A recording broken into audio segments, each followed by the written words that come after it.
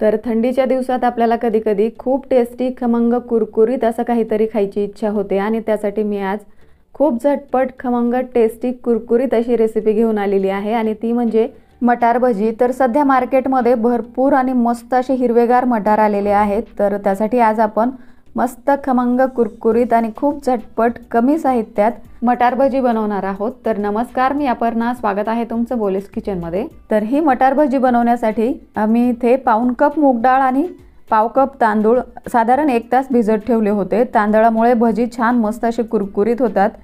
जर तुम्हाला हवा असेल किंवा तुमच्याकडे वेळ नसेल तर तुम्ही ही मूग डाळ आणि तांदूळ अर्धा तास किंवा 15 ते 20 मिनिटं भिजत ठेवले तरी सुद्धा चालेल। तर आता यातला आपल्याला पाणी काढून घ्यायचं आहे आणि हे मिक्सर मध्ये फिरवून घ्यायचं आहे। तर 2 बॅच मध्ये आपल्याला हे मिक्सर मध्ये फिरवून घ्यावं लागेल। तर अर्धी मूग डाळ आणि तांदूळ मी मिक्सरच्या भांड्यामध्ये घातलेला आहे।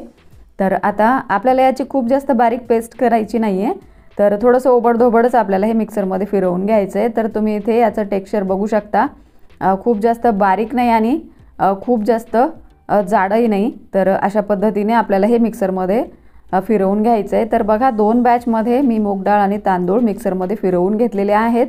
तर आता हे तयार झालेलं मूग डाळीचं पीठ आपण बाजूला ठेवूया आणि पुन्हा एकदा मिक्सरचं भांडं घेऊया आणि त्यामध्ये 1 वाटी वाटाणे घालूया।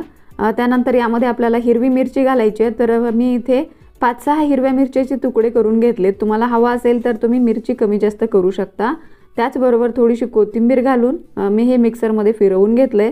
तर मिक्सर मध्ये फिरवताना यामध्ये आपल्याला पाणी घालायचं नाहीये, तर कोरडंच आपल्याला हे अशा पद्धतीने मिक्सर बंद चालू करत करत फिरवून घ्यायचे। त्यानंतर यामध्ये मी 1 चमचा लसूण पेस्ट घातलेली आहे, 1 चमचा जिरं पूड आणि अर्धा चमचा ओवा मी इथे हातावर चोळून घातलेला आहे। त्याचबरोबर चवीनुसार मीठ यामध्ये आपल्याला घालायचे। तर मी इथे लसूण पेस्ट नंतर घातली। जर तुम्हाला हवा असेल तर तुम्ही हे मिक्सर मध्ये फिरवताना सुद्धा यामध्ये लसूण घालू शकता। तर आता बघा सगळं मी इथे व्यवस्थित मिक्स करून घेतलंय आणि आता आपल्याला हे हाताने थोडंसं फेटून घ्यायचंय। साधारण 2 मिनिटं आपल्याला हे हाताने अशा पद्धतीने फेटून घ्यायचंय। असं 2 मिनिटं फेटून घेतल्यामुळे भजी मस्त अशी जाळीदार होतात आणि त्यामुळे यामध्ये आपल्याला सोडा किंवा इनो काही घालायची गरज पडत नाही। तर इथे मी 2 मिनिटं फेटून घेतलेलं आहे आणि इकडे मी तेल सुद्धा छान गरम करून घेतलंय। तर आता आपण गॅसची फ्लेम लो करूया आणि यामध्ये अशा पद्धतीने भजी सोडूया। तुम्हाला हवा असेल तर तुम्ही हे चमच्याने सुद्धा सोडू शकता।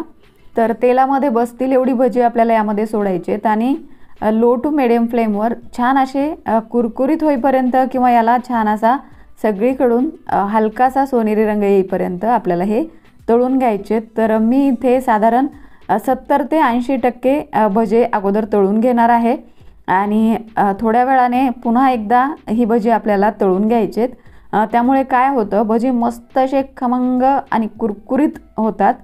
तर बघा अशा पद्धतीने 70 ते 80% आपल्याला ही भजी तळून घ्यायची। तुम्ही इथे बघू शकता मस्त ग्रीन गोल्डन असा याला कलर आलेला आहे। तर आता याच पद्धतीने आपण सगळी भजी तळून घेऊया।